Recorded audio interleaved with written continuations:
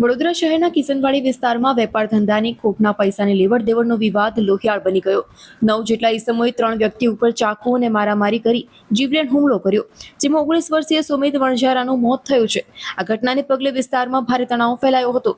બાપોદ પોલીસે ઝડપી કાર્યવાહી કરી તમામ 9 આરોપીઓને ઝડપી પાડી અને વધુ તપાસ શરૂ કરી છે। કિશનવાડી વિસ્તારમાં સુપર બેકરી નજીક વેપાર ધંધાની ખોટના અંદાજે 1 લાખ રૂપિયાની લેવડ દેવડના મામલે 2 પક્ષોની વચ્ચે ઉગ્ર બોલાચાલી બાદ ઝઘડો થયો હતો।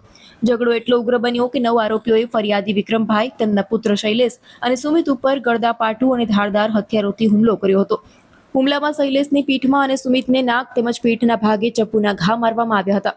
ગંભીર રીતે ઘાયલ સુમિતને સારવાર માટે હોસ્પિટલ ખસેડવામાં આવ્યો હતો, જ્યાં સારવાર દરમિયાન તેનું મોત નીપજ્યું હતું। ઘટનાની જાણ થતાં બાપોદ પોલીસ તાત્કાલિક સ્થળ ઉપર પહોંચી તપાસ શરૂ કરી હતી। પોલીસે સીસીટીવી, સાક્ષીઓના નિવેદનો અને અન્ય પુરાવાના આધારે મુખ્ય આરોપીઓની સહિત કુલ 9 આરોપીઓને ઝડપી પાડી તેમની સામે હત્યા સહિતના ગંભીર કલમો હેઠળ ગુનો નોંધી વધુ કાર્યવાહી હાથ ધરી છે।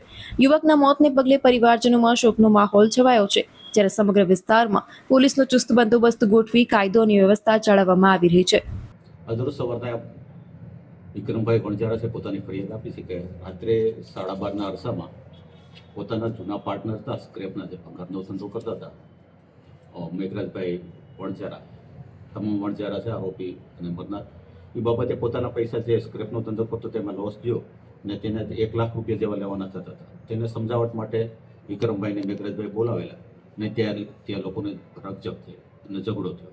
એ દરમિયાન જે વિક્રમભાઈ છે એના બંને દીકરા ત્યાં આવી પહોંચેલા, સુમિતભાઈ અને શૈલેષભાઈ,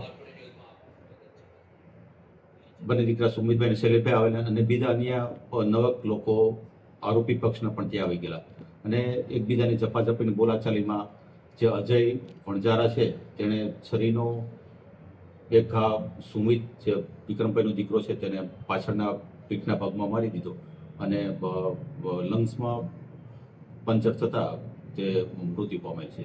તેમજ બીજો દીકરો છે શૈલેષ, એને પણ પીઠમાંના ભાગે ઈજા થઈ। હાલ 7 આરોપીઓને અમે રાઉન્ડ અપ કરેલા છે અને તેને અટક કરવાની કાર્યવાહી શરૂ છે।